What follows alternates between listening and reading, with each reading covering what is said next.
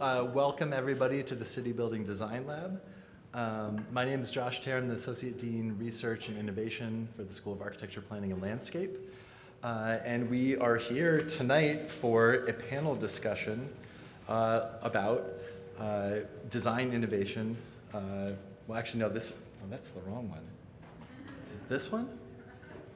No, sorry. Housing design excellence and your European perspectives. Before we get started, before I say really anything else, I'd like to start with a traditional acknowledgement.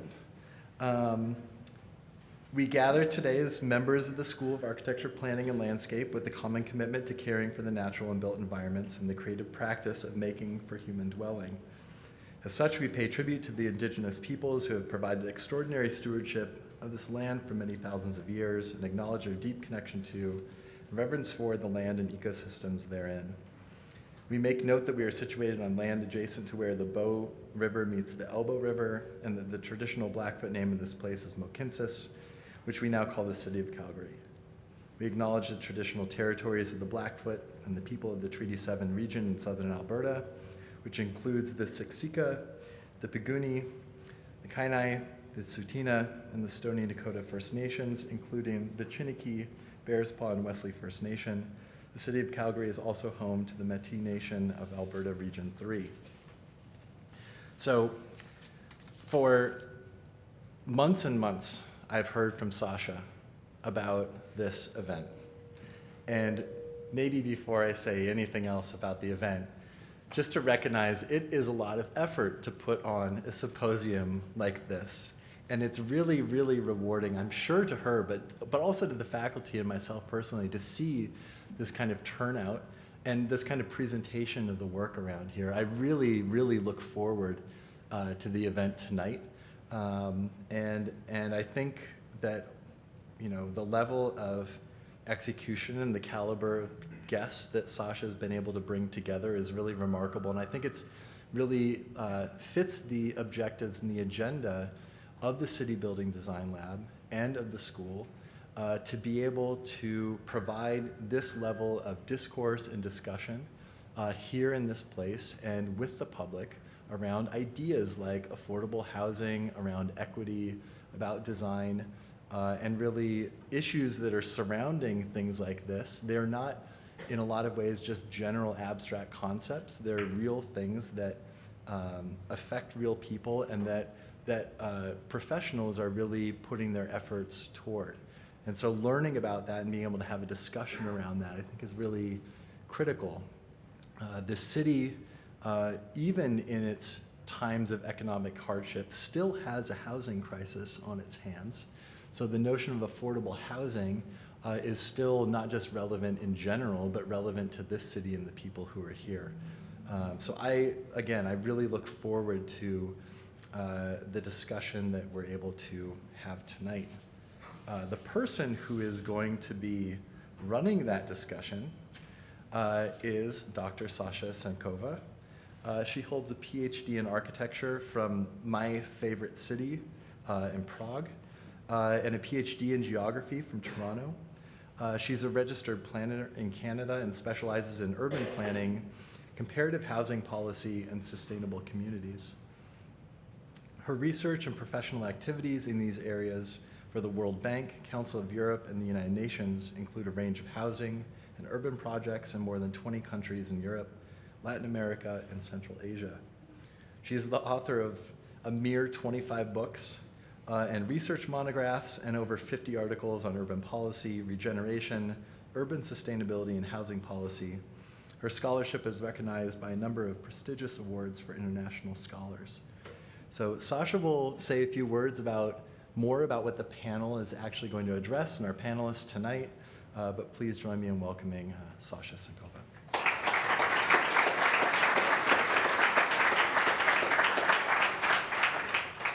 Thank you, Josh. Welcome to everyone. It's really exciting to see you all and to welcome everyone to our City Building and Design Lab. We are very fortunate to have with us distinguished presenters, star architects that are really going to share their experiences with us. The focus of this research initiative, which is a flagship project and was launched in 2018 in response to the development of the first ever national housing strategy in Canada in 2017, is really on design excellence and planning strategies to bring more affordable housing to our neighborhoods and great cities in Canada. The issue is extremely important, particularly in an intensely urbanizing world where we have 5 billion people being part of an exciting universe of cities. And indeed, every month, another 1 million is added to the urban landscape. Unfortunately, about a third of these people have no place to call home. And this is very much an issue that we experience in large Canadian cities. So we wanted to create this exciting hub for exchange of knowledge and good practices where people with expertise in architecture and planning, but also policy as well as housing provision and city building will come together to do just that. And so far, after 5,000 emails, many sleepless nights, and a lot of effort and stellar contribution from a lot of people in the university and the faculty, and indeed our international and national experts, we've accomplished just that. So we have this amazing hub that has many different narratives and papers, as well as multimedia presentations that share that knowledge from 40 different presenters from 15 different cities, 8 countries, 2 continents. The panel tonight is really going to focus on exemplary award-winning social housing projects in 8 countries in Europe. And indeed, we are privileged to have with us 3 architects that are representing that innovation and that incredible opportunity of creating places in exciting cities such as Amsterdam and London and Paris, where people will feel welcome, a place that they will call home, a place that is part of a great neighborhood, a place that is part of a great city. I'm going to introduce our first speaker, then we would actually move through the 3 presentations, and then at the end of these presentations, there would be an opportunity for all of you to ask some questions. So we are prepared to entertain a number of questions, and we have people with mics that will be running in different directions. So hold that thought, the questions will come at the end. So Christelle Avenier is a partner of Avenier Cornejo Architects in Paris, France. She's a graduate of the Superior National School of Architecture in Paris. The firm has many accomplishments in the field of social housing since 2007. It was awarded the 2014 Europe Under 40 Prize, as well as the Miss Van der Rohe Prize and many other awards.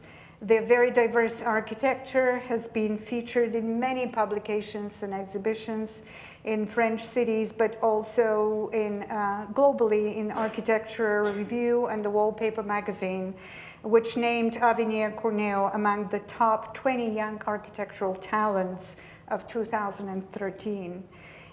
In the last 2 years, they've been busy designing new housing projects and also being engaged in exciting developments in Paris and other cities. And they have received the Architectural Review Emerging Architecture Award in 2017. So with that, I'll turn it over to Christelle.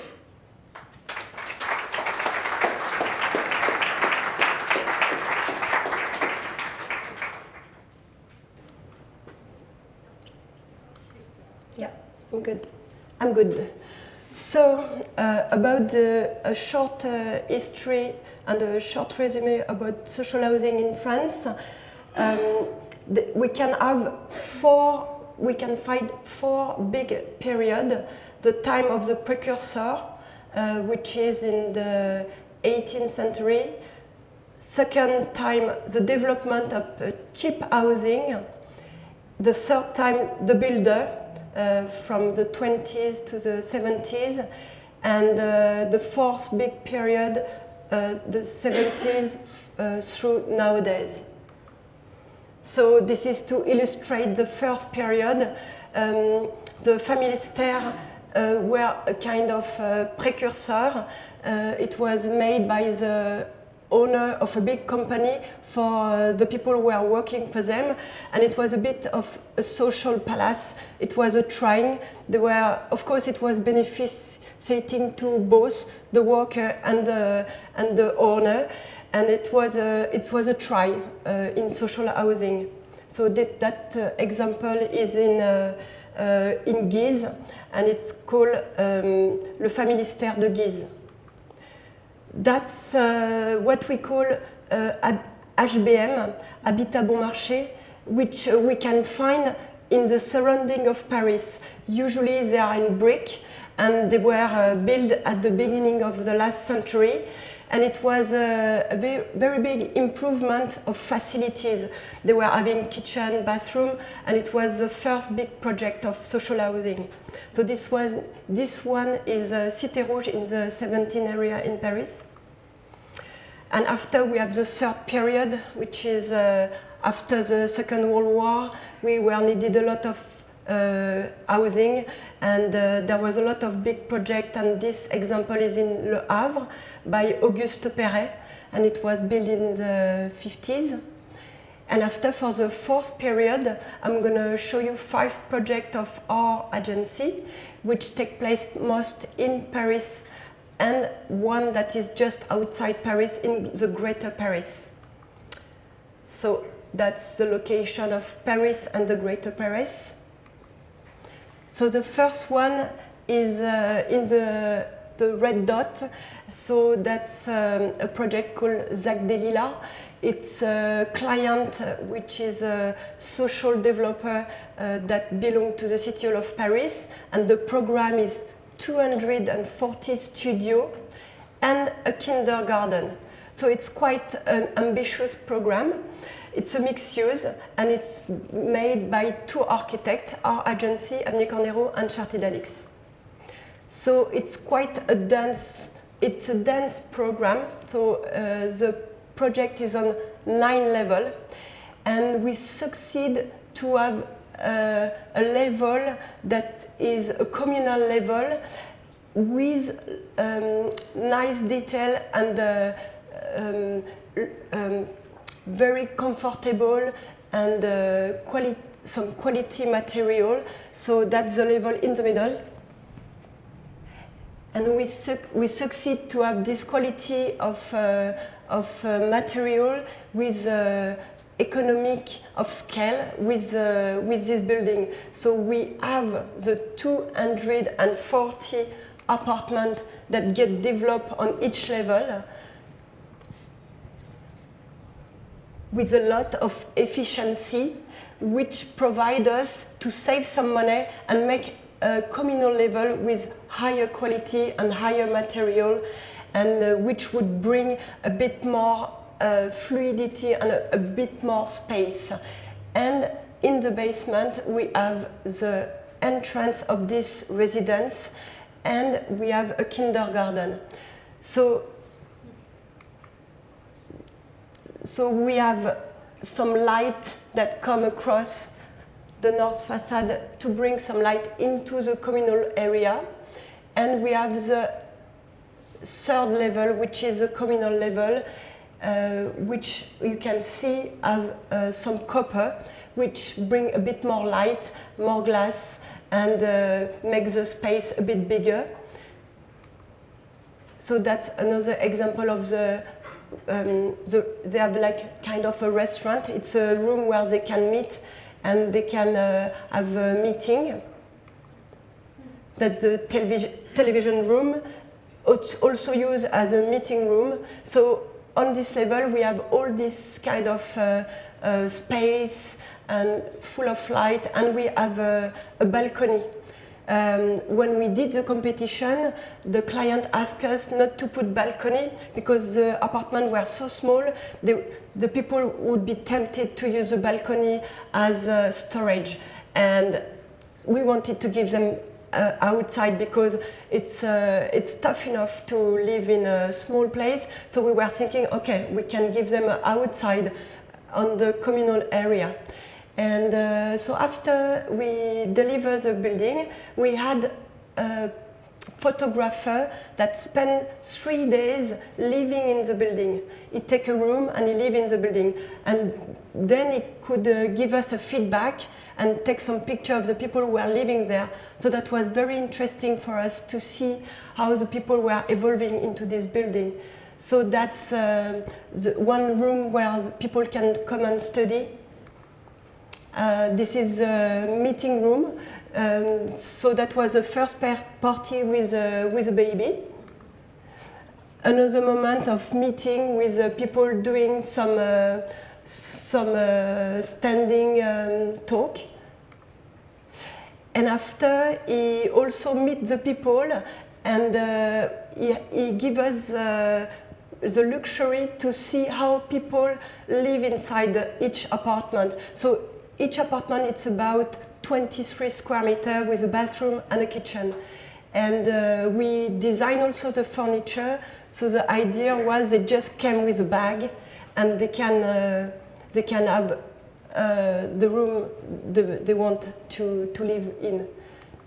So we can see that they are all using the room in their own way and making the best of the way they want to have the kitchen, for example, or another way of doing the kitchen. And the room can also be a bedroom, a living room, or a meeting room with friends. So even with small space, we could see that the people were putting their personality inside each studio.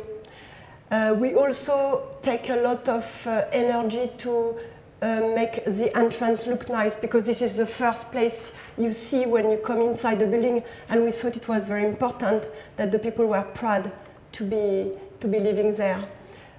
So on the basement we find also the kindergarten, which have a long garden all along the building. You have to know that we have a very small boundary towards the height of the building, nine level of storage, and we just have 400 square meters of garden. But because it's a line, it's very useful for the kindergarten, so they can use it with the bicycle and their little trolley. We also make a big effort to work with a graphics designer for the graphic inside each room of the kindergarten. And that's the building from outside. It has a very angular side, which give him a particular look. So that's the building with his 240 studio and his own identity.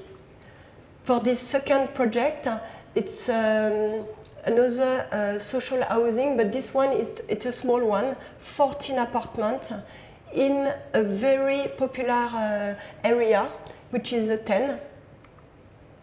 So this area is called Faubourien, which is a popular area.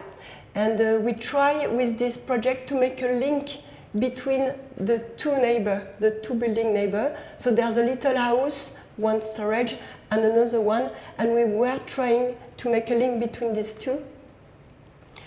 And so we make the link with the shape, with inclined plan, but also we make the link with material which is concrete and give a little bit of vibration that remind us the Faubourien area. So it's a bit of we try to have a more contemporary interpretation of Faubourien architecture. So we choose on this project to put the bedroom on the north facade, on the road. As you can see, the entrance and the bedroom are on the north, the entrance.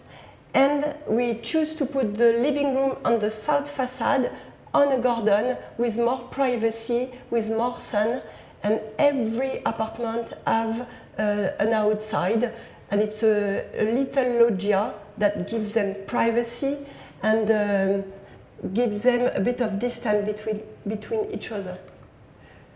So every time we work on the building, we try to make the most space possible toward the square meter that we have.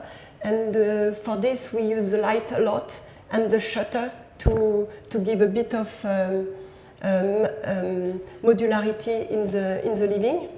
So on this apartment, we benefit of the tree from a neighbor because it was a very small garden, but this tree is very useful. We can use it, it's like a filter for the sun a bit.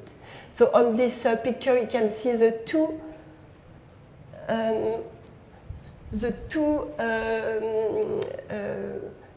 lay of loggia. It's a very small building, so there's only 2 apartments on each level. And we try to work the light from every room of the building. So this is an example of the room on the top. So you can see the similarity with the old building. And we work the light inside the bedroom. We try to find a way to put light inside this kind of room for the quality of the space.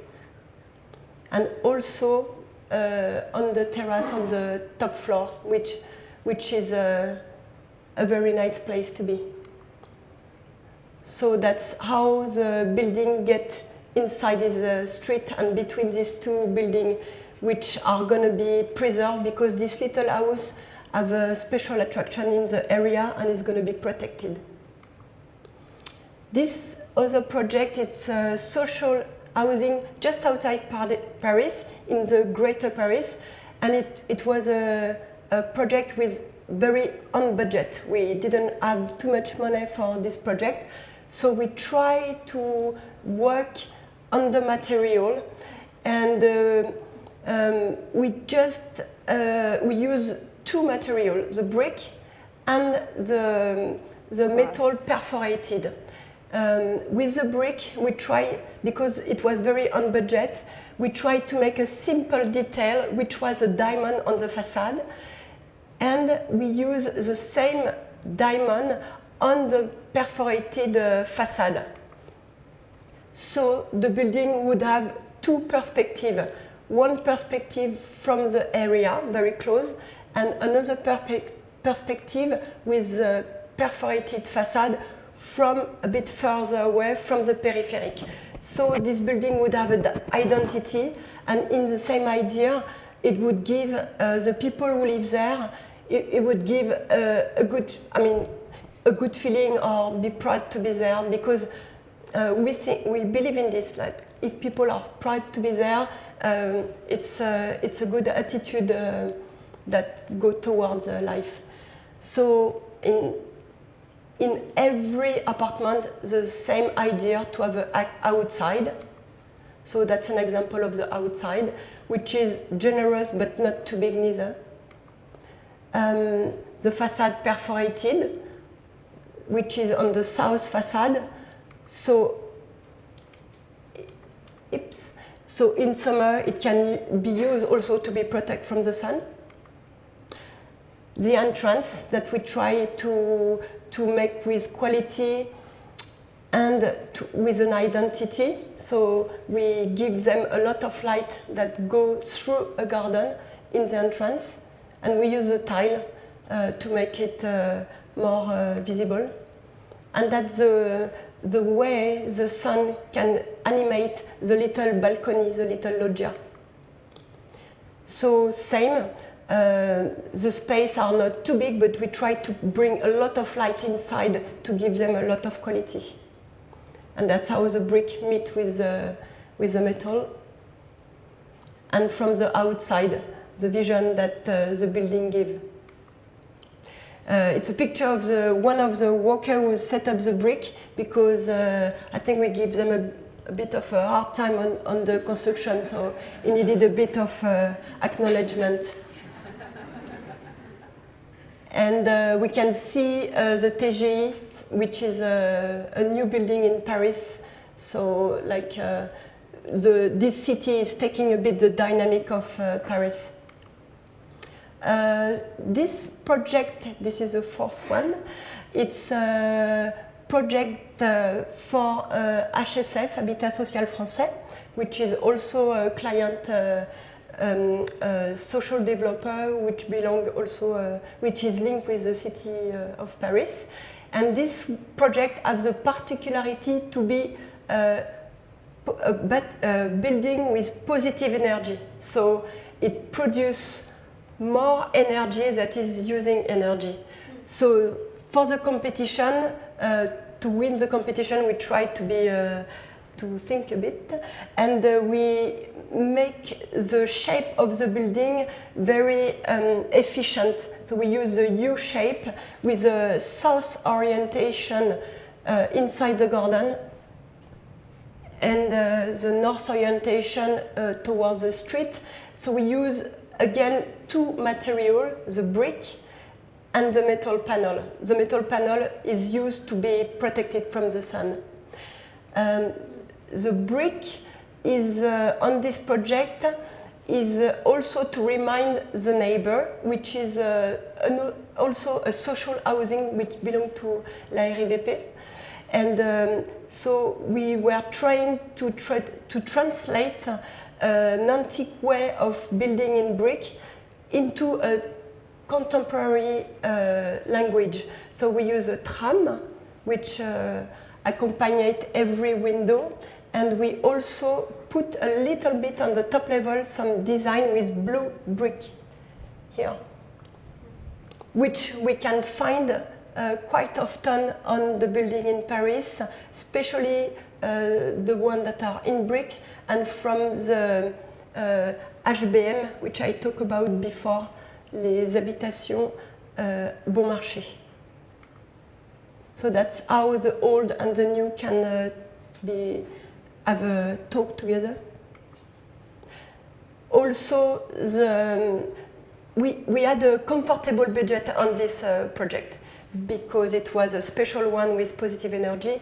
So also we use very good material quality for this project. So in the entrance we have terrazzo, which is small pieces of marble with concrete or resin.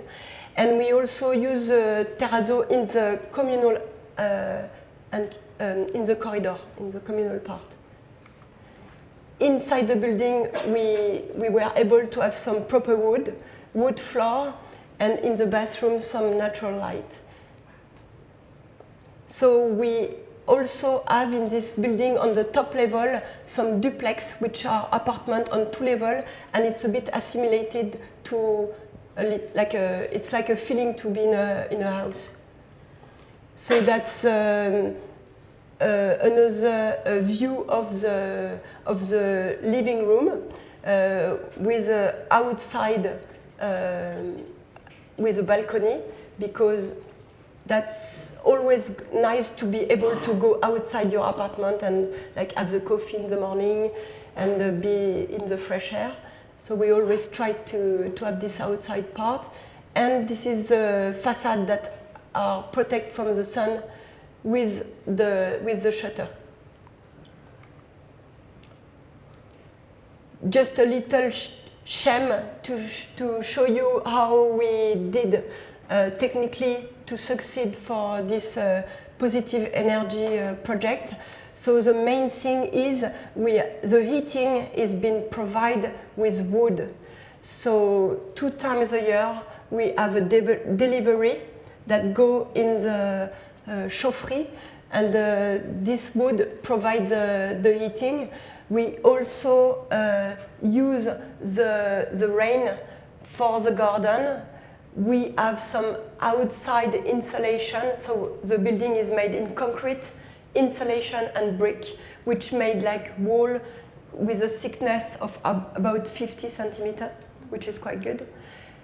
And we use the energy from the hot water. We recycle this energy. We have, of course, we have some electric panel for the electricity, and also we are using the energy on the stop of the elevator to be reused. So, of course, we work with a special engineer who help us to provide this. So it was very interesting to be part of this project.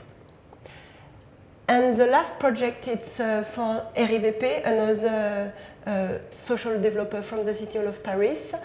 And this one, it's a special program because it's a private and social housing.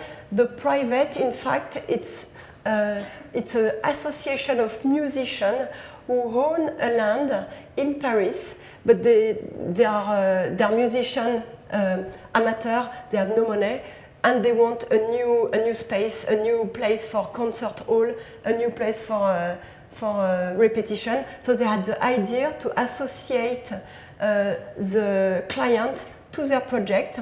So the deal was, we give you the land, you make your 50 housing studio for students, and you build us a project for our musicians to have a concert hall and to have some repetition room.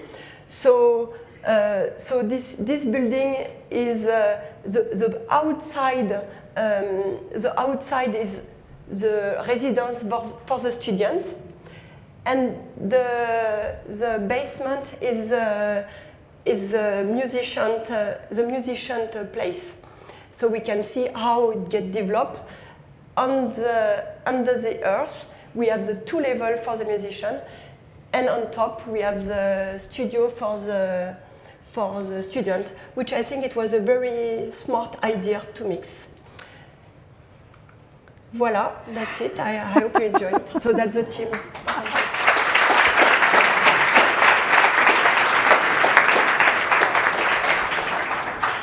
Thank you very much, Christelle. This is fascinating. How do you build special places for people brick by brick?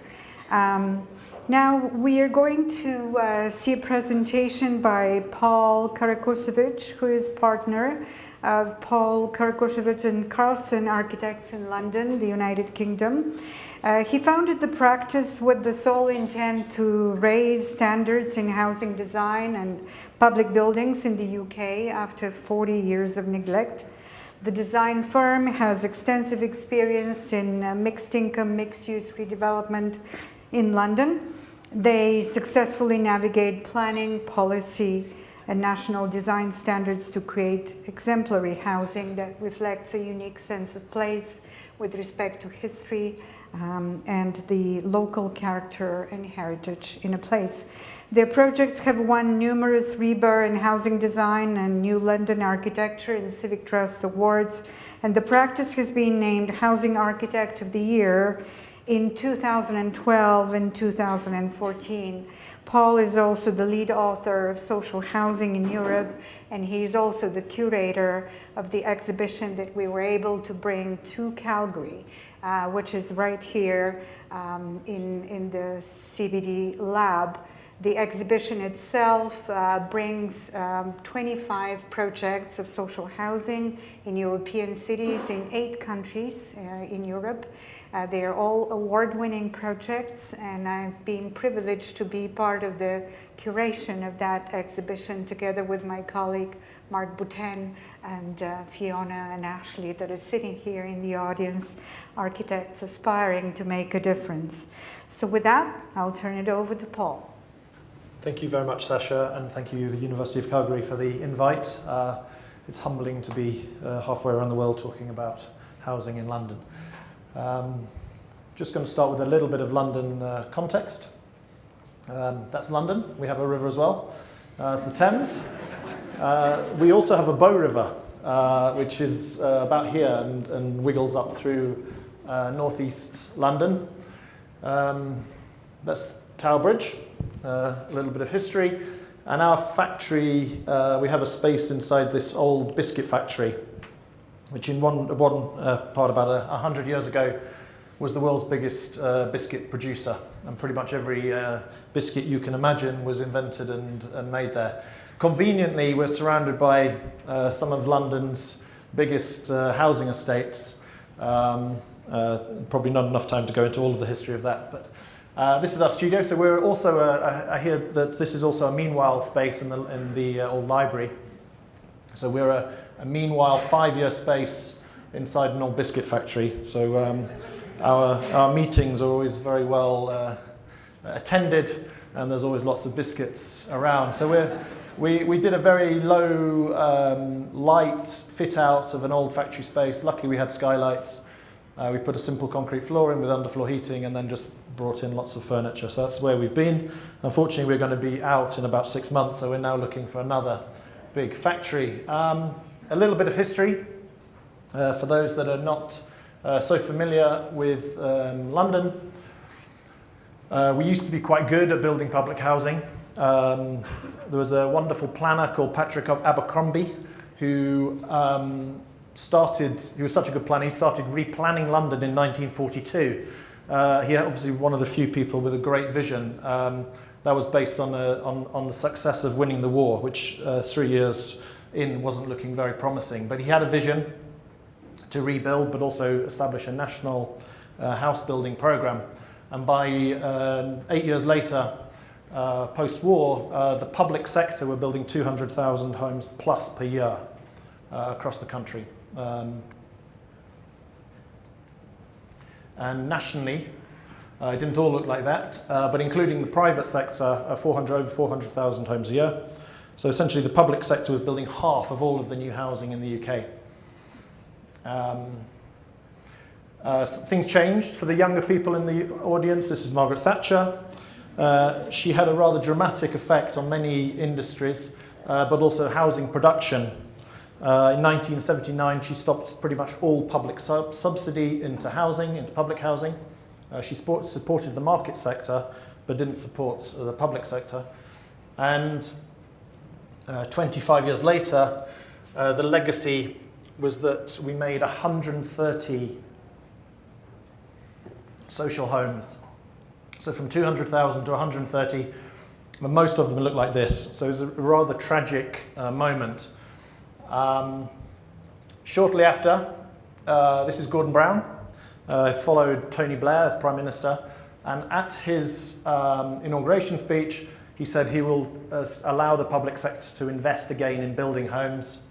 And 7 years later, we made 3,000. So a rather, again, feeble attempt. In the middle of that, obviously there was a financial crisis which slowed things down a little bit.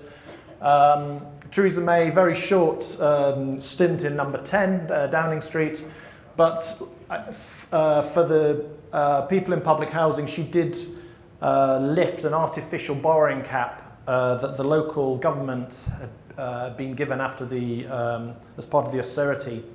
They'd sort of been given a cap of about £100 million per local government for public housing. She lifted that, which is really going to help in the coming decades, providing it doesn't get taken away.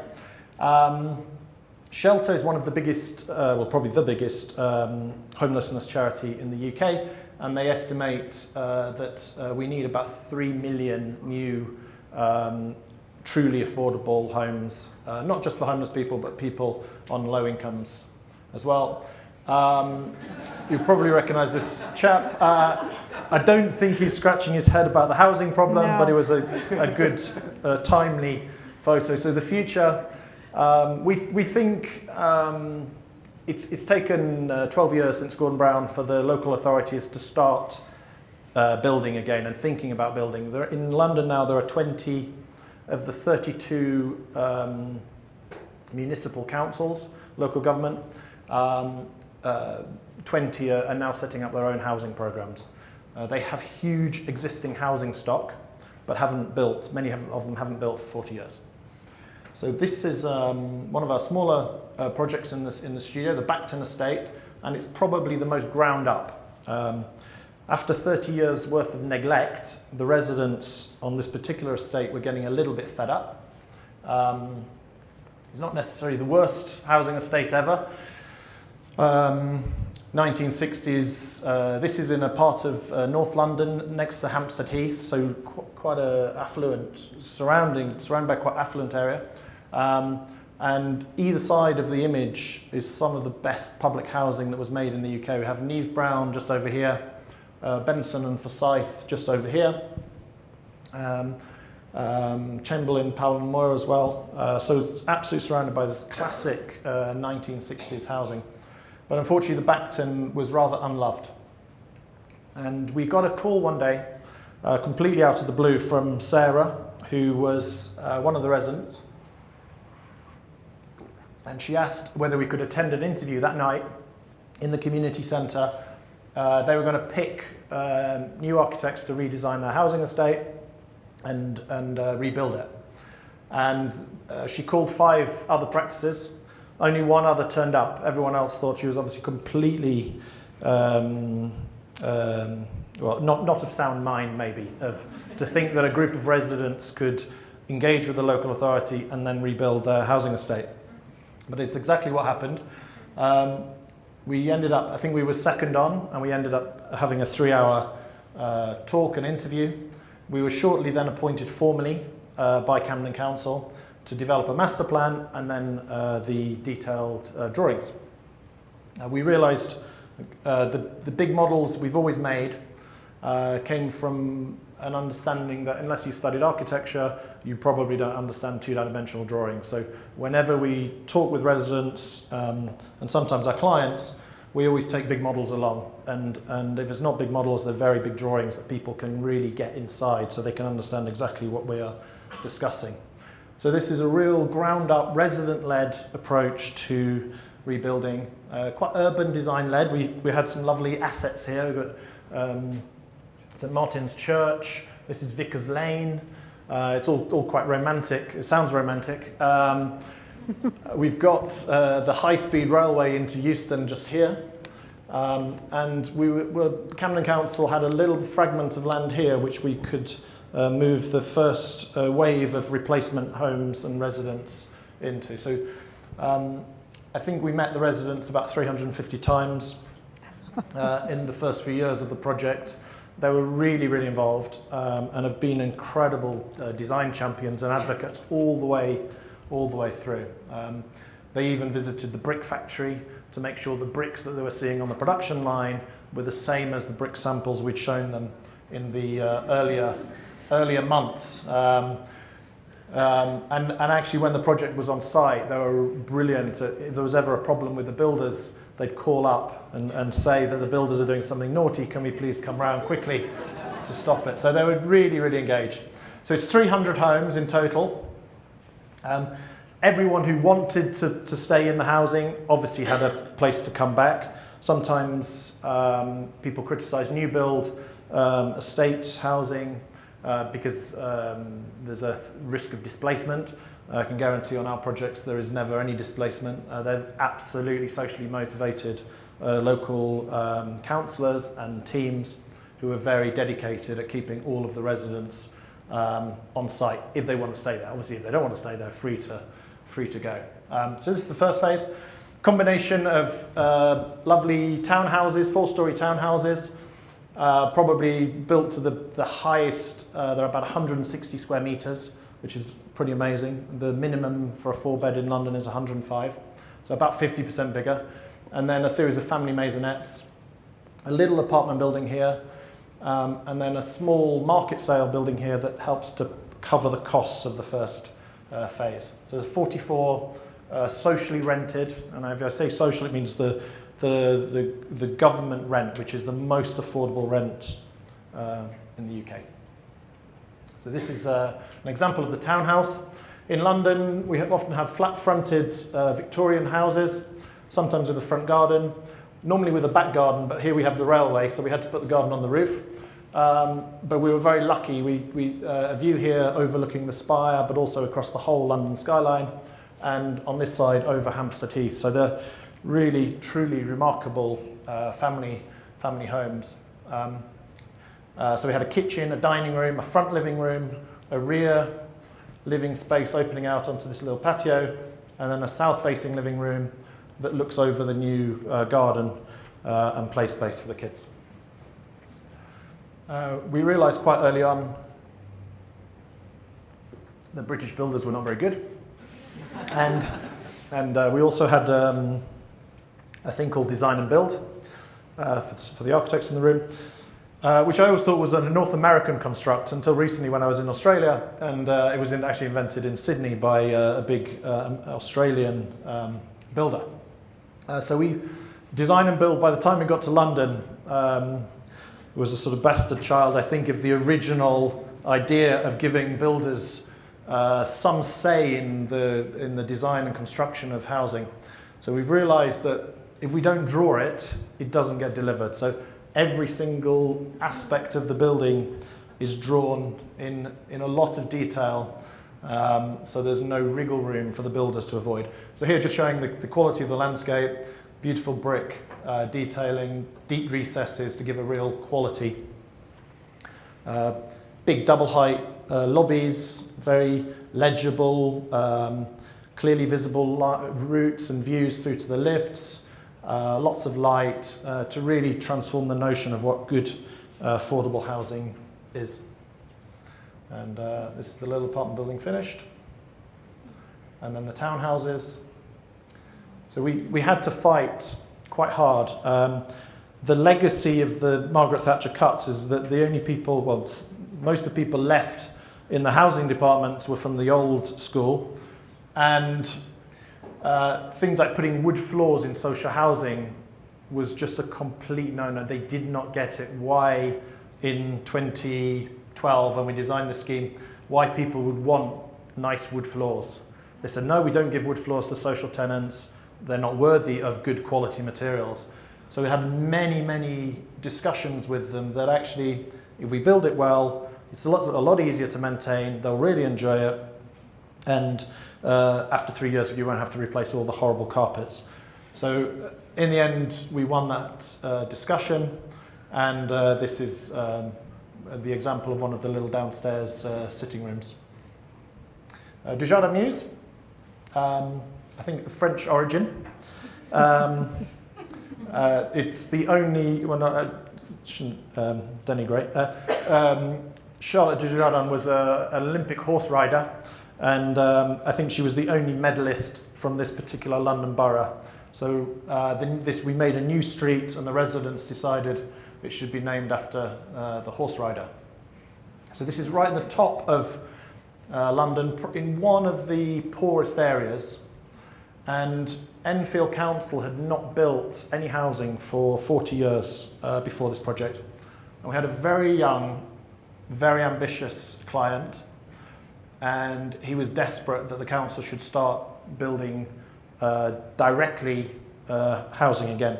About a year earlier, the council had given a big house, a not-for-profit housing association and a big housing developer the right to rebuild the Alma estate on the other side of the road.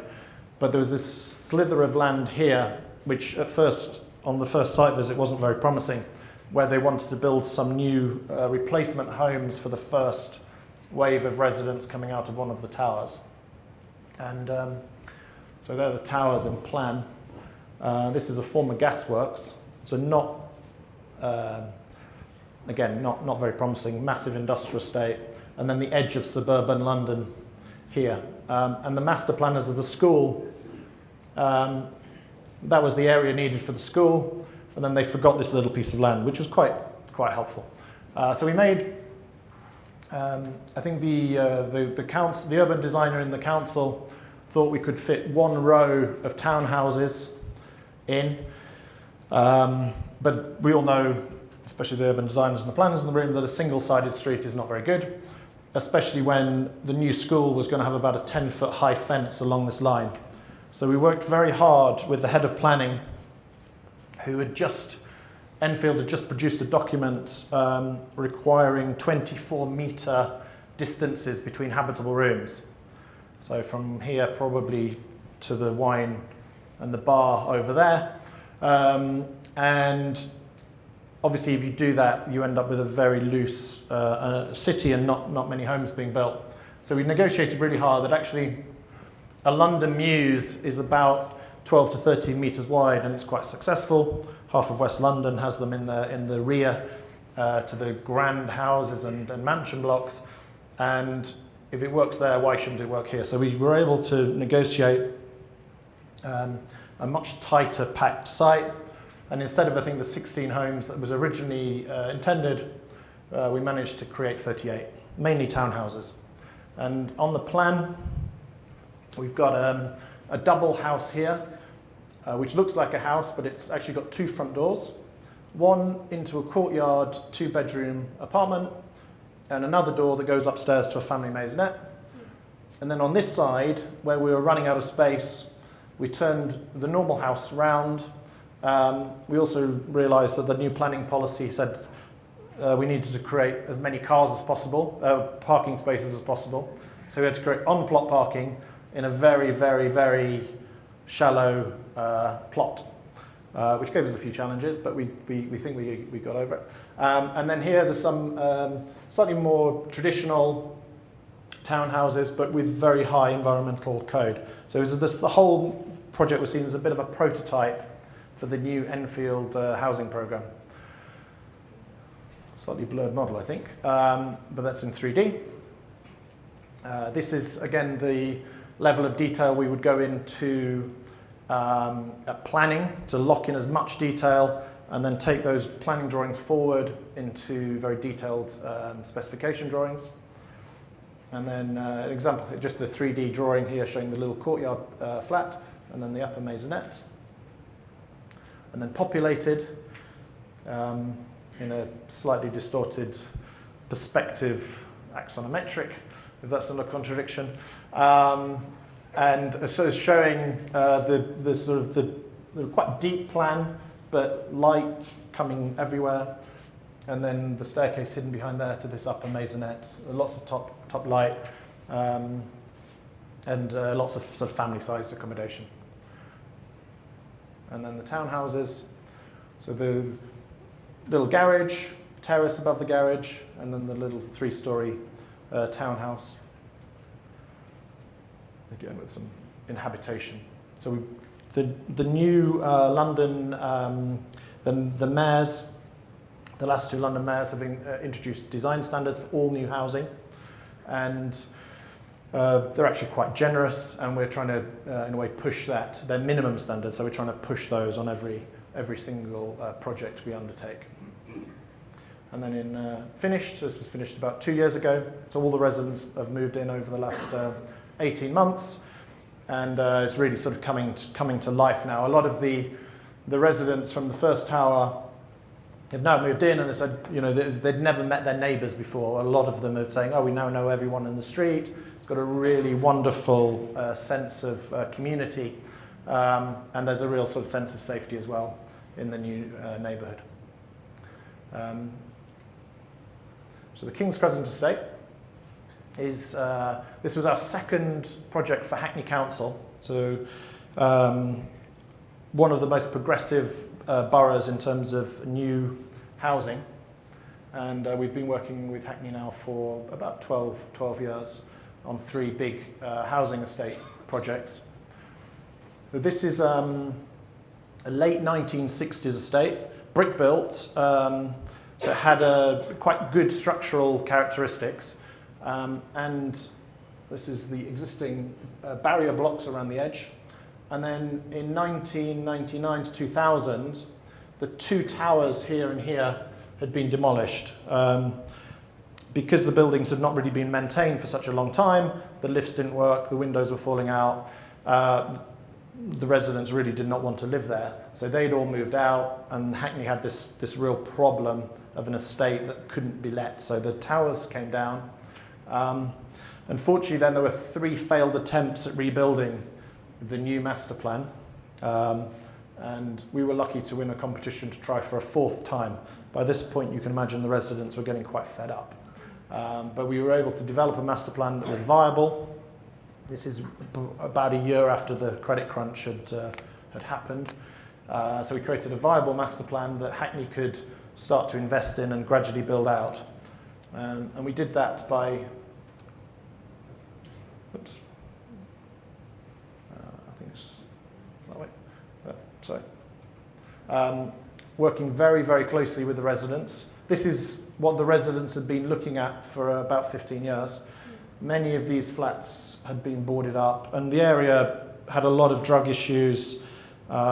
It was the centre of the North London, most of North London's vice was on the street behind here, so a state with real problems, but a real strong sense of community. And we worked very closely with the residents to develop a plan that they could support. And slightly differently, in the early, late 90s, early 2000s, a lot of the housing estates that were going for regeneration with housing association partners, there was just a decision to knock down everything. But here is a very different approach of retaining the good buildings, introducing winter gardens, taking out the garages, reconfiguring those as sort of new hidden homes on the ground floor and lower ground floors, improving their thermal performance, and then wrapping the existing buildings with new build where the gravel and the mounds are all here. So we sort of created 3 distinct courtyards and gardens, and they're shared between the residents of the old building and the new. So the 3 new buildings are a completely mixed tenure, a lot of new social housing, intermediate housing, and a little bit of market sale housing that helps pay for everything. So these are a range of, we've got more normal apartments, 1 and 2 beds downstairs, and then these lovely 3-bedroom maisonettes that are up on top to give this idea of the notion of you can have a family dwelling if it's very generous. And again, with any architects in the room will maybe recognise this brick brand, one of the most expensive brick companies in the world. But because Hackney Council were running the project, any value they created, they kept in the pie. There was no loss of profit nor loss of any money to an outside party. So we could build at a very responsible budget level, but also specify beautiful materials. And this is how it looks now. So we've just finished the first half. We're just moving now on to phase 3 and 4. So this is one of the social rent buildings. They're all completely tenure blind. And then this is one of the new lobbies into that building. And then a new play street. On this project, we collaborated with a practical Henry Hale Brown Rorison and Muff Landscape Architecture and Art. So they worked on the play streets with us. So it's a real sort of community asset. It links Highbury through to the park, and then lovely new apartments. And then the Colville estate, we'll go through very quickly. This is really the pioneering project for Hackney Council, where this was the existing housing, quite outwardly maybe not the worst housing in the world, but the residents again had 20 years, 30 years of really fighting with Hackney to get something better. And we've got Mike, Elvis, Noreen, Maggie, and unfortunately Hilda is no longer with us, but the most incredibly spirited residents. And they really worked very closely with us to sort of deliver this project over the last 12 years. So here's the master plan. So it's 900 new homes replacing 400 old homes. And the residents had an incredibly strong residents charter, which was all about as much new housing as possible at lower rents, but the new housing at low rent should not be high rise. It sort of 4, 5, 6, 7 stories was seen as an ideal. Unfortunately, if you did that across the whole site, you'd only end up with 700 homes. So we needed some more density here to create the cross-subsidy to pay for all of the low-rise housing. So this is Branch Place. This is phase 2. It's just been finished. The residents are just all moved in now. Thank you, Vincent. And so a real range, probably every single apartment type and dwelling type in here. So 4-story, look like townhouses, but they're 2 duplexes, and then little apartment buildings around the edge, and then they sort of wrap around this little communal garden.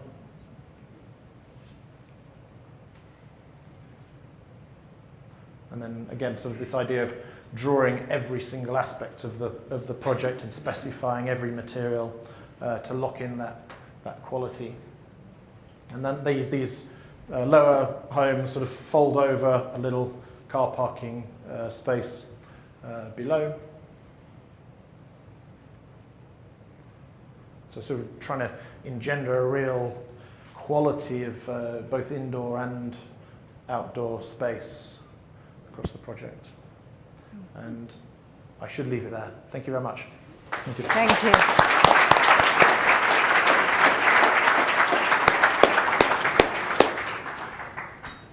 Thank you very much, Paul. I think that this is quite an exciting story that illustrates how complicated it is to actually deal with some of our past models of city building, which was the high-density tower block in the park, and how complex it is to actually come back and revisit the old city structures of the old historic city that were really about diverse typologies and attention to detail and building communities with shared spaces where people can actually create a sense of ownership and belonging, indeed with intensive public participation. We are moving now to Amsterdam, and we are really very happy to have Jeroen Atteveld with us, who just flew in from Amsterdam a couple of hours. Quite a testament to the Dutch resilience and indeed the commitment of Dutch architects in particular to social housing. So Jeroen is part of Heren 5 Architects, and he is a committed architect indeed, who builds his designs around a strong idea. The basis of his work is anchored in design research on urban user groups, so again, a lot of attention to people and places. With his open and inquisitive attitude, he searches for new opportunities in his projects that contribute to a sustainable, inclusive, and innovative living environment. He has over 15 years of experience in designing social housing in the Netherlands, and is always looking for that bit of extra that adds value to the social housing project. So Heren 5 Architects have extensive experience with the design of living environments that people identify with. The team is driven by a mission to make neighborhoods more beautiful, better, and healthier. And they have been privileged to work on a lot of award-winning projects that address issues of mobility, inclusiveness, and climate change. With that, Jeroen. Thank you very much.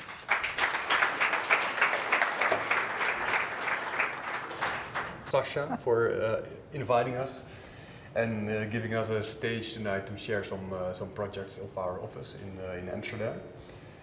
More than social housing, that's how our lecture is called. And this is our office. A month ago we were in Copenhagen looking for social housing projects there and how they deal with the important issue of making housing in cities.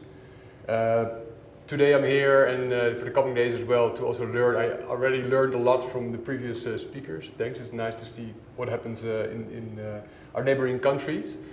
But I also want to contribute some of our experience tonight and also tomorrow.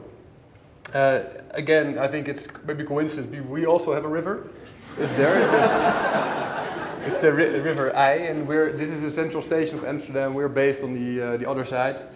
We are an experienced office, more than 25 years in experience in housing projects, but we still have a very young spirit, and I think that's important in our business.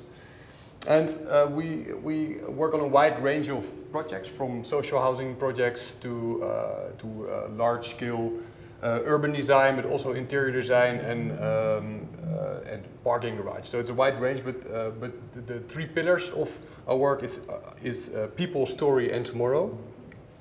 And people is because we really are interested to find out what people, how people want to live. We want to find out what their desires are, what their housing needs are, and we conducted many studies on user groups to actually come in contact with the people we build for. And story is for us very important because we believe that a good story has multiple characters. The characters can be the future inhabitants, it can be the clients, it can be the location. And I think somehow it should be important that if you make a good project that everything should come together there. And tomorrow is for us important because we do a lot of research, also research by design studies on renewable energy and climate adaptation and what it means for the housing projects that we do. But we're here now for social housing, of course, and what was funny or what was interesting after being asked to attend in the symposium was that we were actually thinking, okay, what is the message that we want to give looking back at our own work? And we found out actually that the question, what makes social housing good housing, is something that we found very interesting. And we think that for our projects there are three themes that kind of define this question. The first one is creating added value and a sense of pride in our projects. I'll just show you briefly now what these themes are, and then I will go into that. That's basically the setup of the presentation. Secondly is housing that suits the target group. For whom are we actually building? And the third one is making residential environments that are mixed and distinctive. These three topics basically define our social housing projects. And before I go into these themes, I think it's also good, like the other speakers, we didn't communicate about it, but it's good to have a bit background about social housing in the Netherlands. Because it's kind of interesting. I have this theory that in the Netherlands we are, most of the people live far below sea level. In Amsterdam the lowest point is maybe almost up to -6 meters below sea level. So to keep our feet dry we have this collective consciousness. We have to work together to keep our feet dry, and that's I think is why we decided all in 1901 that we should have this housing act that made sure that everybody should have good housing. Everybody should have a right on housing, and therefore this is maybe a picture of one of the last slums in Amsterdam. We thought that was not possible anymore.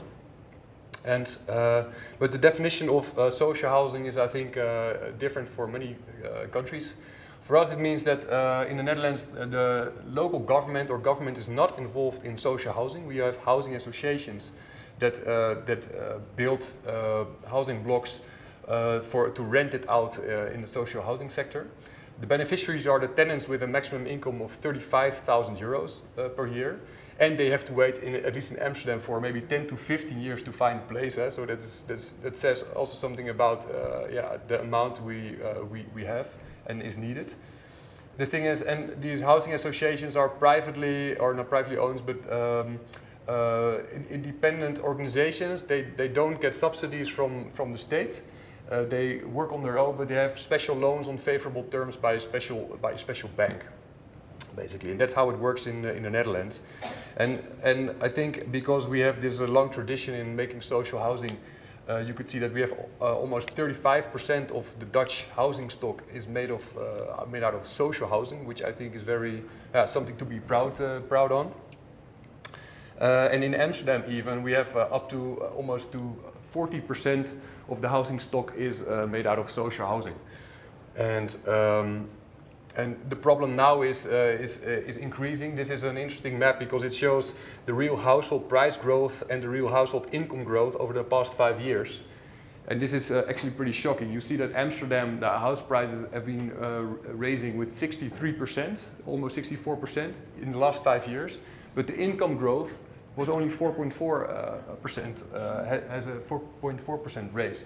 Which means that there's now a big gap for the middle income people, that they can't find any houses anymore in Amsterdam, and only the housing associations now have to pay a reverse subsidy to the state of the Netherlands, and they're basically cut down in providing houses for middle class people, middle income people.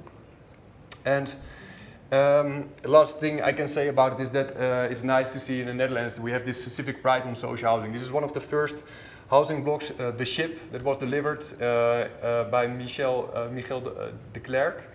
And this is a national monument, and this is like, if you go to Amsterdam, this is one of the most beautiful buildings to see and visit. And it's nice, I think it's nice that you showed the palace in France. It's, I think, the same kind of idea that social housing is something that we consider as something very important, and therefore it should also have a good architecture. So then back to the first point, creating added value and a sense of pride on the question, what makes social housing good housing? And as an example, this is a project I like to show. This is a Polderweg in Amsterdam. It's 100% social housing, 72 apartments. And it's kind of interesting because this is a whole development that was being done in Amsterdam. And this is our block, and it basically is the front of the whole development, and the rest of the houses are mostly expensive houses and privately owned houses. But our block kind of sets the architectural standard for the whole neighborhood, which I think is very good that we kind of turn it around.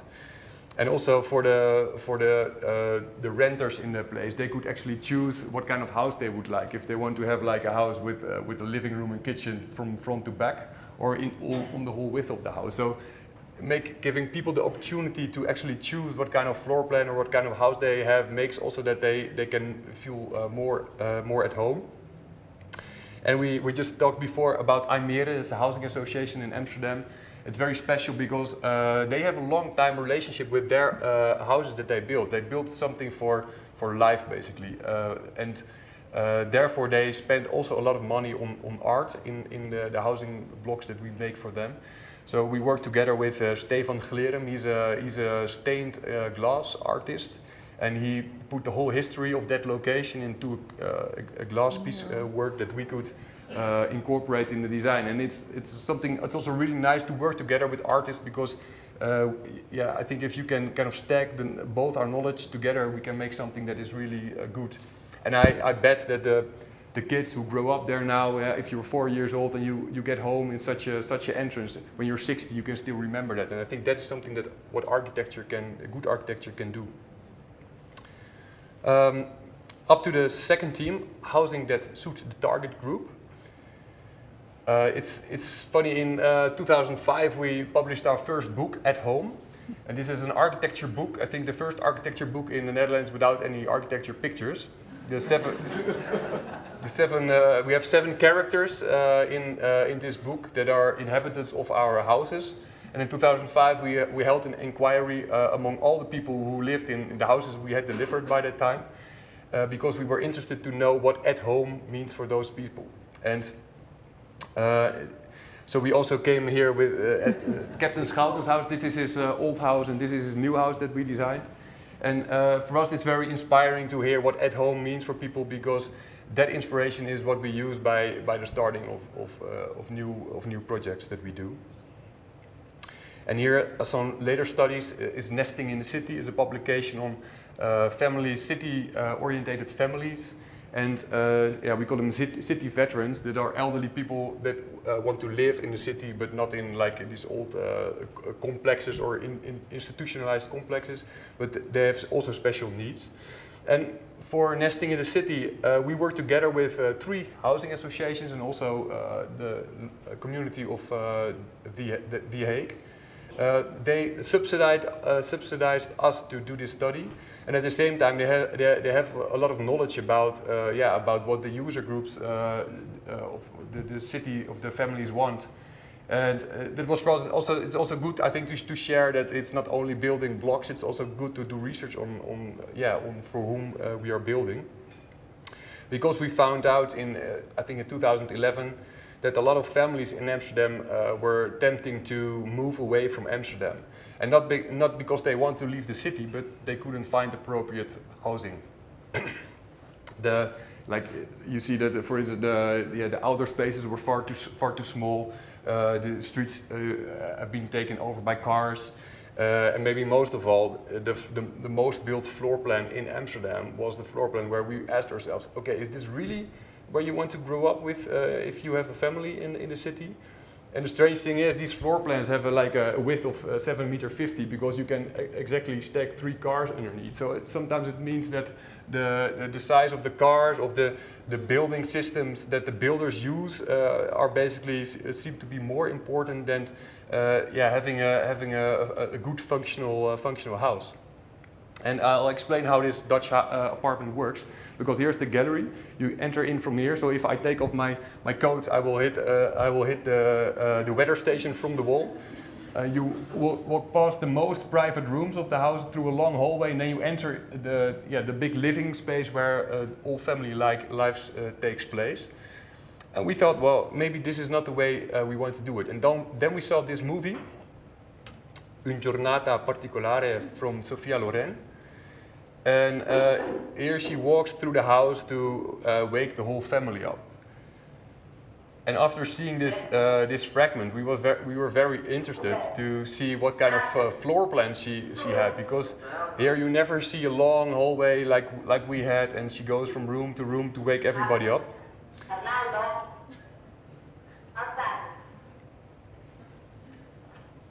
So that inspired us to contact the people who worked in our office from Mediterranean countries. So we asked Francesca from Genoa in Italy, who lived already for 3 generations there in the top apartment, to draw mental maps of the houses they grew up in, so we could learn from other countries what they've done to live with a family in the city. And the funny thing is, this is her apartment, and she said, it's the apartment is made out of a lot of rooms, and one of the smallest rooms was the kitchen, and it was the room where most of the family spent most of the time all year round. And even the entrance hall was not just a tiny hallway, it was like a space that was used for her, where she would drink with her friends, where she before she went out in the weekends. And the funny thing was, that's maybe the only disadvantage, that her sister, who lived here, could never bring her boyfriend home, because her parents had to walk through her room to go to the bedroom. But for us it was very inspiring to see how you could also think about apartment. And then closer to home, I visited the Borra family in Amsterdam West in a Portico flat. And they were not very happy with their apartment, because they explained that we have the kitchen here and the living room there, but here are the sleeping rooms. So at night we can never bring our friends home, because if you go to the bathroom, the whole life is mixed. And while talking with them, it was they suddenly said, we also have an apartment in Turkey still. And it was very interesting to hear them talking about that apartment. So while we were chatting, we were just drawing that map of their apartment. And this apartment had like a private and a public domain, so to say. So the private domain, that was the area where only the family members would come. That would be the place where, if you wanted to have some peace and quiet, you could sit there and read a book, or that is where the sleeping rooms and bathroom is. And this is let's say, the public domain with the big hallway, where it was very important for them to, when friends come over, that you can meet everybody with the whole family. And the better you knew the family, the deeper you would get in their house. So if you were not very acquainted, you have to wait here. And if you were the best friend, you could just go through the back of the apartment. But the spatial organization of that floor plan was, in a way, so clever that kind of helped us or inspired us to think about what good housing is. And another family that we visited in the center of Amsterdam explained us, it's really important for our kids that they can go outside. It's good for their development. So when the neighbor is not home, they just climb over the fence and they start playing soccer in his garden. And we were talking with a psychologist also about what it means for kids to grow up in the city. And it's important that they can kind of find their way, and that it's good that they're supervised, but it's also good that they can discover things. And so this sheltered urbanity that we were looking for is something that we kind of took into the back of our minds in designing blocks. So in the end, we came up with multiple design guidelines, ranging from the neighborhood scale to building scale and to apartment scale, that we still use now in the blocks that we make for big families.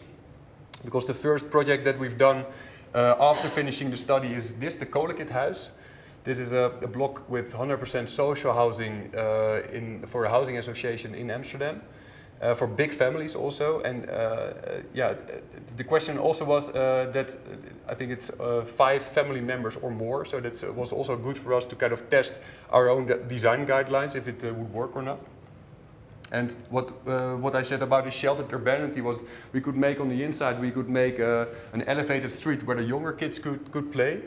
And also here, that would be the place where, yeah, if there are no cars, you could play some soccer there. And on the larger scale, this is our block, you see that even the local government could come up with an idea to keep it car free. So for the older kids, it's also good to go really outside of the block and have this range of action for the older kids. And in the end, this block became a kind of a catalog of the design principles that we came up with. So basically, every house has its own principle based on the things that we learned by talking to all these families. And one of the things that we could actually realize here was that we could have this private and public domain, like I explained before, where we have also this annex, which is basically the extra room, and that can be used either for the night program as an extra sleeping room or as an extension from the living room. And yeah, that was really nice for us to go back there and visit these people and to actually hear if our plans worked or not. And now we are working on another block with the same design principles that will be finished next year. So maybe next year I can tell you a bit more about that. And the last topic is making residential environments that are mixed and distinctive. Again, on the question, what makes social housing good housing? And it's nice that 60% of the Dutch housing stock is made of these kind of row houses. I don't know if you're familiar with them, but we have so many of them that if you, I could ask anyone in the Netherlands, but nobody would know if this is Amsterdam or Rotterdam or somewhere else. They all look the same. In fact, we have so many of them that if you would stack them all together, you could have one straight road from Amsterdam to Calgary.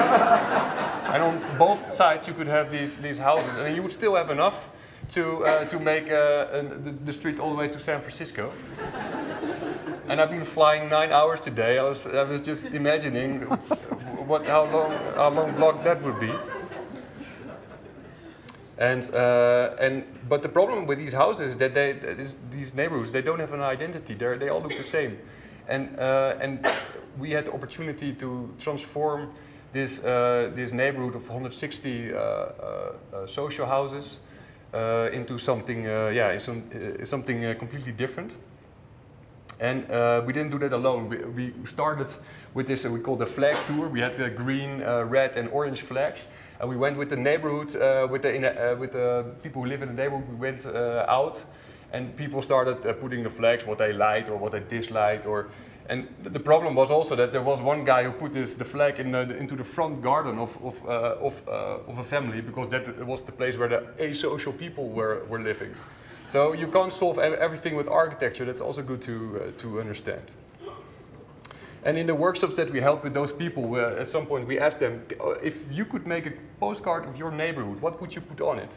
And the only thing that everybody actually really liked was the green surroundings, because that was already there for 30 years. That had the quality, but for the rest, nobody really cared about these houses, because this was what the energy prestation of these houses were pretty bad.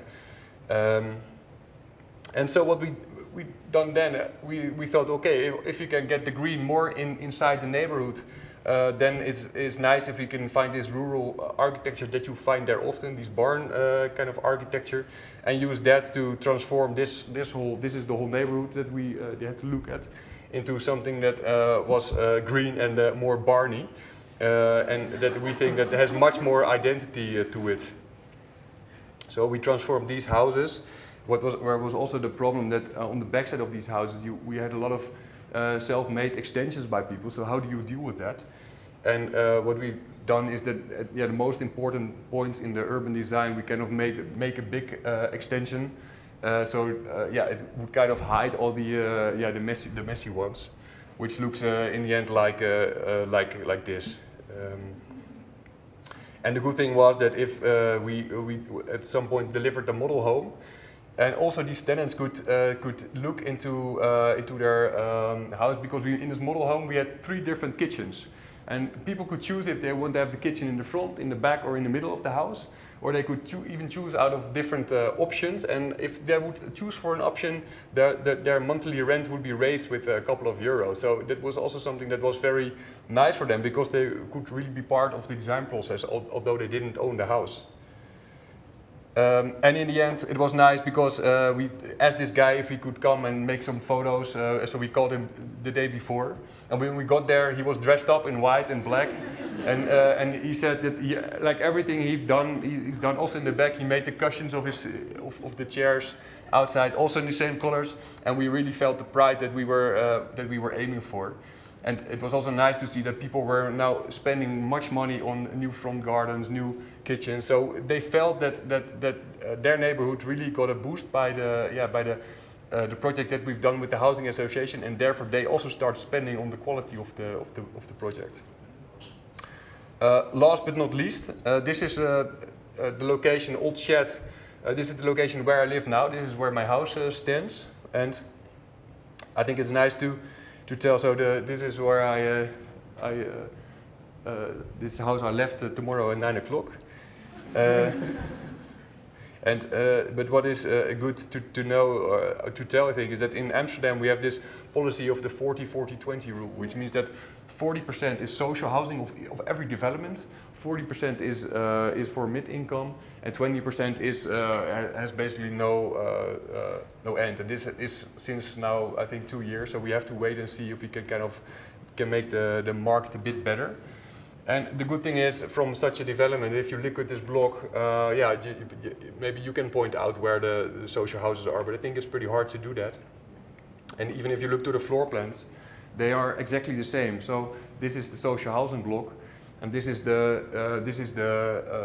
market block. And if you see, the only thing that is different, that these people could choose from like a double balcony or like a bigger window, but for us the floor plans are the same. And these people pay, I don't know, maybe 400,000 for an apartment, and these people only pay 700 euros per month. So it's really good, I think, that this mixed neighborhood makes that we can live in an environment where there's not much segregation, and that is, I think, a really good policy in Amsterdam. So this is, my kids play outside on the square with the people from the social housing block. Actually, it doesn't really matter. So to end with, what makes social housing good housing? I think that question is not relevant. I think the question should be, what makes housing good housing? Mm-hmm. Thank you very much. Thank you.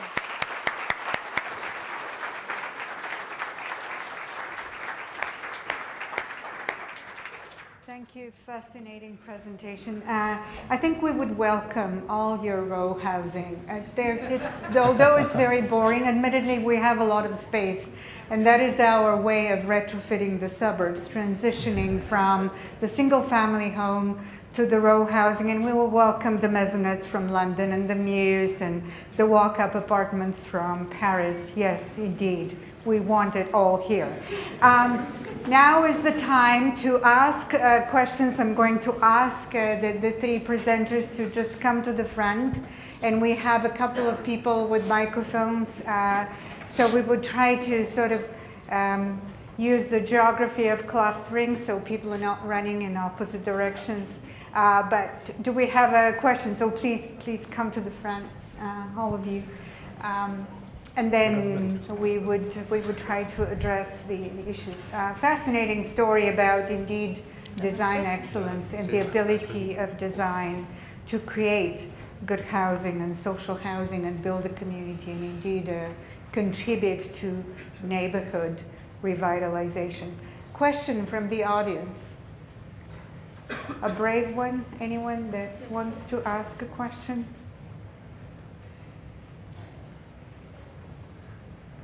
There is a question here.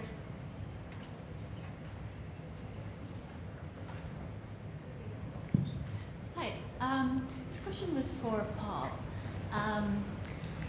One of the things you mentioned when you were saying that you were putting wood flooring in one of the housing was that the council said that you don't waste good materials on social housing, which to me was especially disturbing because it reminded me first of Grenfell Towers.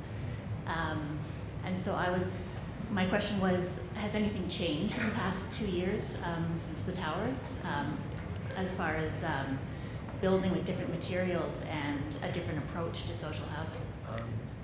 I think the old-fashioned feeling about carpets, low-grade kitchens, low-grade materials, I think that is hopefully ending. That era is definitely the end. Grenfell, I think, is the result of 30 years worth of design and build in the UK.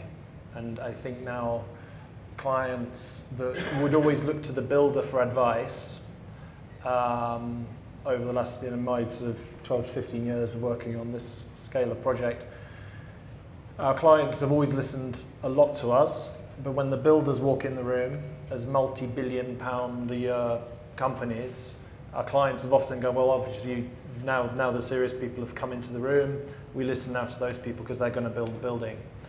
And it's fair to say we've had a lot of battles and fights with British contractors over the last 10 years in order to build something that we're proud of and that will stand the test of time and will age gracefully and provide value for money for the public sector. So because of Grenfell, I think the client's perception now of builders is really diminished in the UK. And they are now starting to look at regulation again, quality, making sure the architects are retained all the way through the design process, making sure the engineers are retained, making sure that when the project is on site, that people are checking what is actually being built. So I think it's actually the end of design and build, or unregulated design and build in the UK. So I think Grenfell is absolutely transformational. It's unfortunate, obviously, that it had to happen to stop 30 years worth of bad practice. Thank you. Yes, and it's how the whole story, how the residents actually went to the brick factory to check the quality of the bricks. Another question. Good evening. Question for Christelle. One of your projects integrated a kindergarten into the ground floor of the building, and I was curious, is that exclusively for the residents of that building to go to the kindergarten? Okay, and or were there educational aspects of how a kindergarten is designed brought into the design, say from the parents or from the children? Just curious how that component gets integrated into the design. I think it's fantastic. So no, the kindergarten is for the area, and it's of course it's a part of the equipment of the City Hall of Paris, and it's kind of a mix that is quite good for each other, and to mix like the little kids with some because this building was for young working people and also migrant people. So it was, I think the city hall thought it was good like to have a bit of a mix of young people who give like energy and a good spirit. So it's bringing the community in the social housing project as well as giving back something to the community. Another question? Yes, there? You just have a mic, or maybe you just stand up and shout. Quick one. I was trying to think around the rent-to-own housing scheme. Is it a possibility, or is it something that is happening within the social housing spectrum? And is it a sustainable model, in your opinion? In London, rent-to-own hasn't quite happened, but there has been over the last 10 years is shared ownership. So there's an option to buy between 15 and about 35% of the value of the new property say it's a £400,000 dwelling. People can buy £100,000 worth of that with a mortgage and then rent the balance, and then gradually staircase from that 25% over a number of years and buy extra shares in the property up to 100%. So I think it's not perfect, but it does allow people, so in London anyone really under 40 has been completely frozen out of the buying a property. Unless you're a banker or a corporate lawyer, you can't afford a London house now if you're in your 30s. So through shared ownership, people have been able to get a little bit of a stake in their property and then over the years increase that. So housing associations have been quite big in that role in the last 15 years, and now local authorities also doing the same thing. Another question? Yes, at the back. Oh, yeah. Sorry, go ahead. My question is in relation to the Amsterdam presentation. I don't want to ruin your name by trying to say it, but I was wondering if you found any negative effects by developing market housing in the same plan as affordable housing, and if there's any like displacement in the surrounding areas or anything.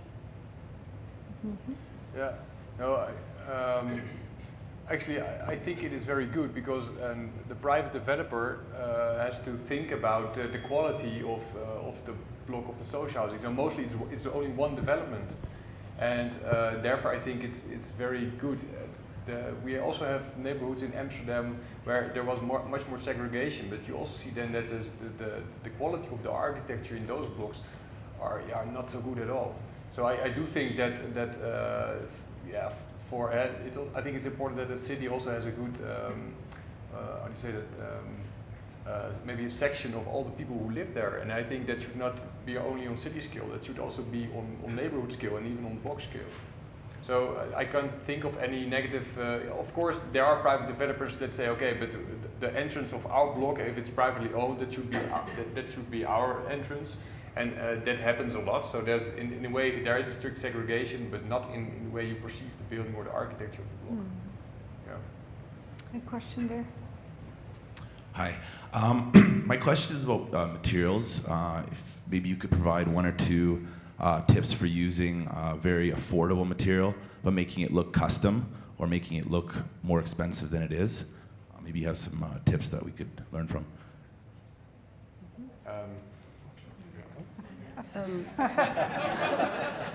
The brick. So I'm not sure I understand well the question. If I have some tips to help you to use some cheap material that look nice, we try to put some quality material outside because this is what's gonna stay the longer in the time. So we put the money in the outside because the social developer, they keep the building 50, 100 years compared to the private, they sell and after 10 years it's finished. So they don't put too much, I mean, in my point of view, they don't put as much quality in the construction, in the material. So they use more like painting or cement on the outside, and after a few years it doesn't look as good. So yeah, I'm quite fan of the brick because it can keep a long time and maintenance is not too much. And we have to make some choice, of course, and we try to be efficient in the design to save some money for the material. In fact, that the real answer is there. And we try also, as Paul, we try to convince the social developer to put money in the material because this is something they're going to keep a long time. And if we put quality, it's easier to maintain. Mm-hmm. I also think that, if I may add, that the choice of material is cultural and geographically yes, embedded. Because, for instance, in the Netherlands and also in Paris, bricks is very common product because we have like all these rivers bringing the clay to where we make the bricks. If you go to this southern part of Germany, if you see a brick building, people associate it with cheap buildings. So somehow it's also in a way cultural and embedded. I'm not sure if I've just been here for 2 hours now, but I'm not sure if you have a lot of bricks here. But there was another question there in the back. Hello, my name's Sarah Arthurs, and I'm involved with co-housing in Calgary and building co-housing. And I'd love to hear any experience that you have with that in the UK and in the Netherlands, maybe in France, just kind of what's happening on that kind of front. What is your definition on co-housing? So my good question. My definition of co-housing is individual homes and then shared common space. So common kitchen, dining room, and lounge. So each unit is completely self-contained, but there's common space that can be shared by the neighborhood. So usually like no more than 30 to 40 units. So smaller scale, but very much intentional neighborhood. Yeah. Does that, in the UK, I know they're certainly doing a lot of projects there. We're slightly behind because Well, Denmark is. yeah, we're a little bit more cautious maybe than the Scandinavians and the Swiss. So it's coming. We're probably 30 years behind, I would say, Zurich and Berlin and other cities. I think the finance aspect has been quite difficult in the UK. The banks are not used to 40 people turning up and asking for a collective co-housing mortgage. So at the moment it's only happened on a very, very small scale with often independently quite wealthy people who've sort of been able to buy a plot maybe as big as this room and build on that plot. One thing that is emerging is an idea of community land trusts, and where they're being able to negotiate with the local boroughs or the local city about acquiring quite affordable land and then building at scale as a in perpetuity community land trust. So that is very, very exciting. It's not leading yet to the sort of radical apartment and dwelling plans. And on Friday, I'll speak about some of the projects in Vienna and elsewhere where there is quite radical experimentation in co-housing. Mm-hmm. Another question? Yes, here at the front. And another one at the back. So, okay, going up. Hi, sorry. Maybe not a question, but maybe just a comment on the quality of the work that was presented tonight. As a practice here in Calgary, myself and my team, we work on a number of housing projects. Some of those have been built, some of them are on the boards. But I think what you presented tonight is actually an attitude about city building. And you had mentioned co-housing and the city as being a shared space. But what I saw that was amazing about the work that you've presented tonight is actually an attitude about the city as a continuum. So the work that you're doing is exceptional, but it's not necessarily exceptional. It's actually about an attitude about urban structure, about creating streets, about creating good environments for people to live in. It's not about moments, but it's about the place and the hole that you can fill within the continuum of the city. And I just wanted to commend you on that, because we always think about the room and the quality of that, but the city and the place that we all have as architects or designers and continuing the quality of that, I think really kind of shows and resonates within the work that you're doing. So I just wanted to say thanks. It's a huge example to what we have here and how we can build cities, how we can think about shared spaces, and how we can work collectively as opposed to individuals to create a city. I think it's a huge example. So thank you. Yes. Thank you. It is really about building a home and then transitioning to the city block and then to the neighborhood and creating that ownership over the city, co-creating a city all together and sharing these resources. In many ways, it's rediscovering the past and bringing it into the 21st century city and what we have created in the last 50 years or so. There were a couple questions, yes, and I think we probably need to wrap it up. Yes? I'll be fast, which is not my style.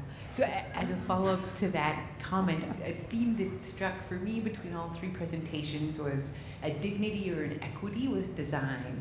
So I'm curious about whether it's within your practice or within the cities you work within, what do you think has led to, or that you continue to contribute to create an environment where there's a desire for equity in design. Like all your projects spoke to treating people with dignity, and that everyone deserves good design. So how have you built that? Have you built it? Are you still building it? And what can we learn from it? Anyone? Equity through design? I mean, we're very, very lucky having, we have 20 clients in the office, 19 are public sector, local government clients who are all incredibly ambitious. And the idea of making a pour door to them is an absolute anathema. They would never consider having a backside and a front side and the expensive building sitting next to the park and the back sitting next to the motorway. It would just never, it would never happen. So from a briefing perspective, we have a charmed life. I think our observation in the last 20 or so years working with community housing and local government is if you build it beautifully, people do take care. If it's well designed and then built beautifully, people really do take care and pride in their neighbourhoods. And I think of the probably several thousand homes we've finished, only one has ever been damaged, and that was the son was a drug dealer, and somebody damaged their property. It wasn't an internal, and it was a sort of an external damage. So that I think that's testament to if you, in a way, provide dignity to the residents, and then they live a great, much better life. Yes, and even though Amsterdam is widely regarded as the most egalitarian city in the world, although there's trouble in paradise, and he talked about rising housing costs and really incomes lagging behind, but indeed the equity and the design is something that very much has created a strong legacy in Amsterdam. Yeah, from the beginning on, it was something that was found very important. Many of the first social housing projects that were built are national monuments now. And yeah, so basically for us, we just try to live up the standards that have been set 100 years ago. And not because it was them, but we truly believe that is the way we should treat buildings. And actually, what we also see that if we work for private developers, they just want to do their thing. They want to develop a block and they sell it off and they go to the next one. And a housing association will own the block for the coming 100 years. So they also want that the materials that we choose, that they are good and that they don't have to come back in 5 years to replace the materials.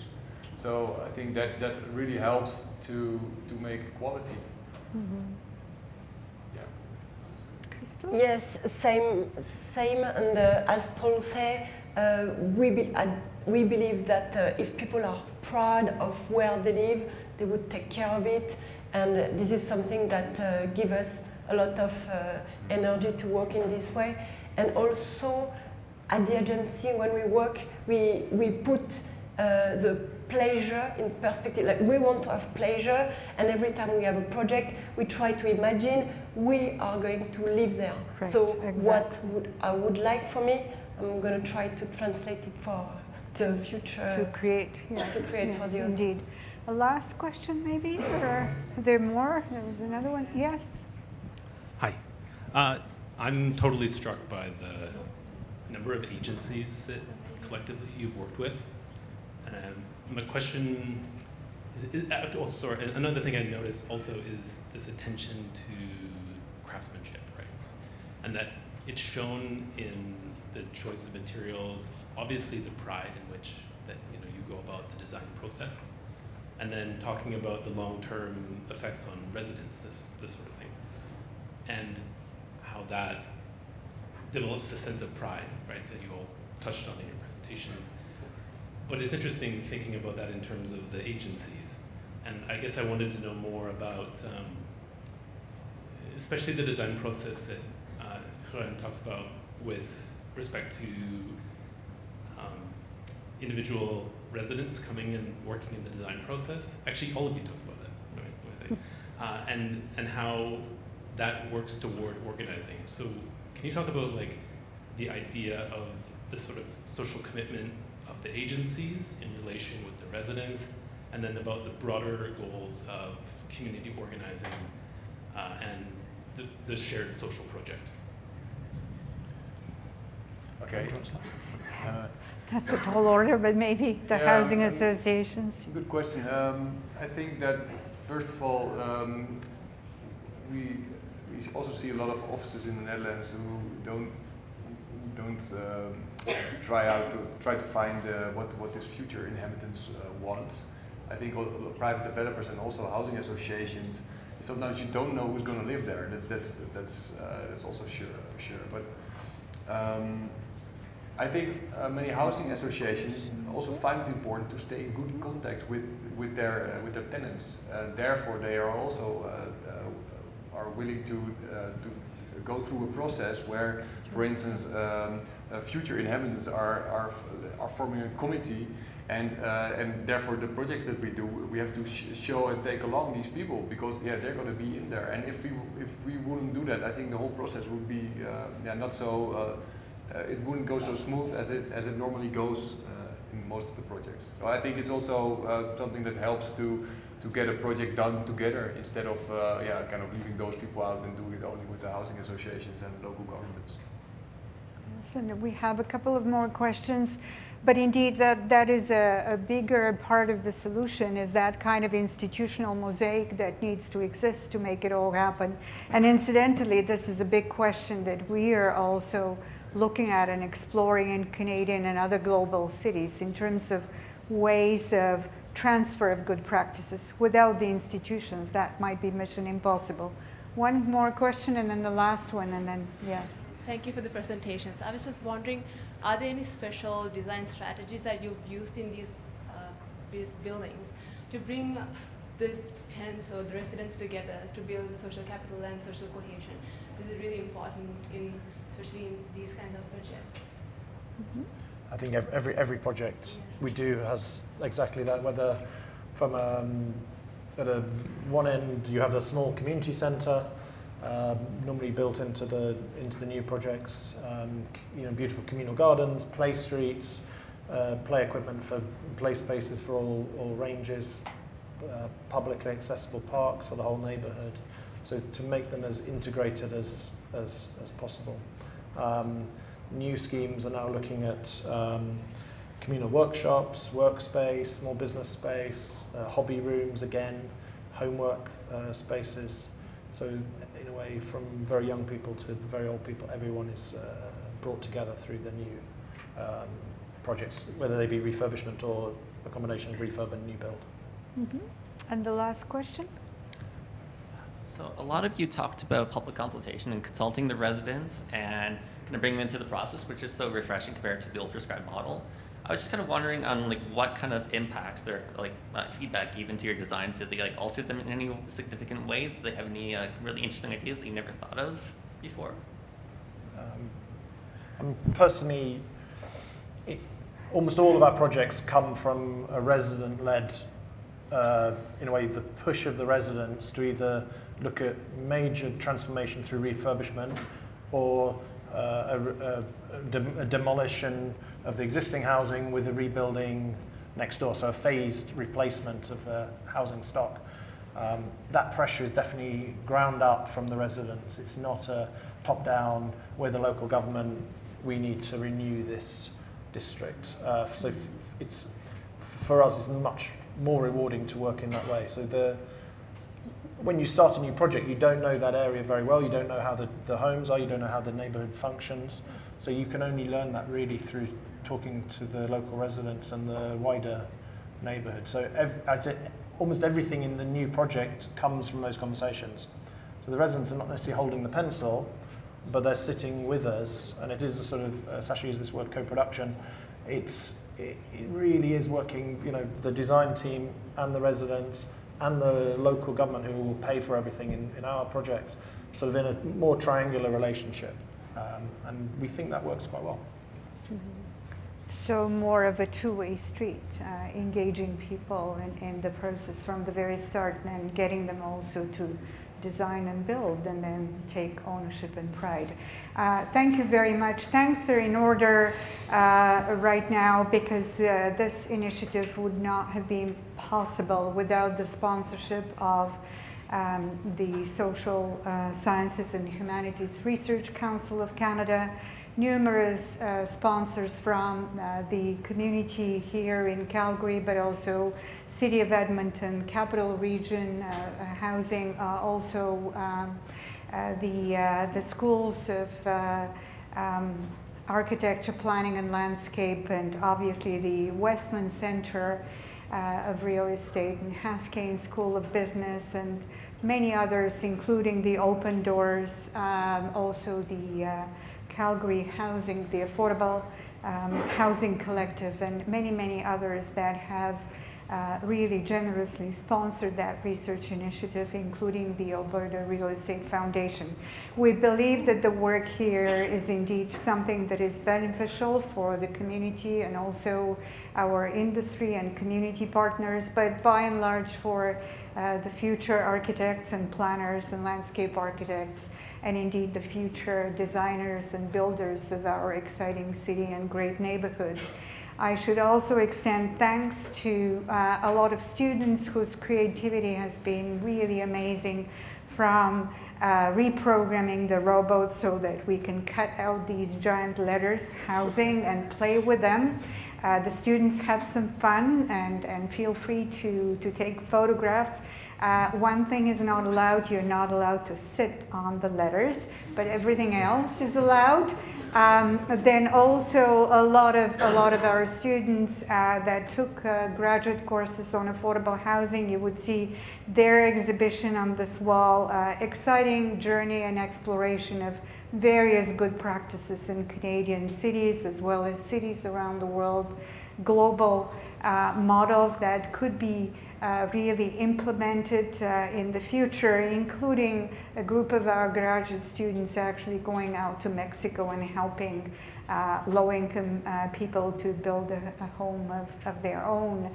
Our staff has been stellar. Jess, also Alan and Tracy and Nathan, creating the structures for the exhibition that we brought from London and New York here. Come back to the space. More importantly, pick up a card. At the back, you would find the web-based link where you would be able to download all of these fascinating presentations, publications, papers, a lot of exciting explorations, again, created through this initiative, brought together by 40 excellent experts from Canadian cities and cities around the world, from 8 different countries, 15 cities, and 2 continents. And thank you very much to our presenters. This was an excellent panel. Thank you to all of you, a very patient and engaged audience. You've been extremely disciplined. Thank you very much for your questions and your genuine interest in how we can actually build better homes for people where they can live with dignity and pride, and how this could even happen in our very own city starting today. Thank you.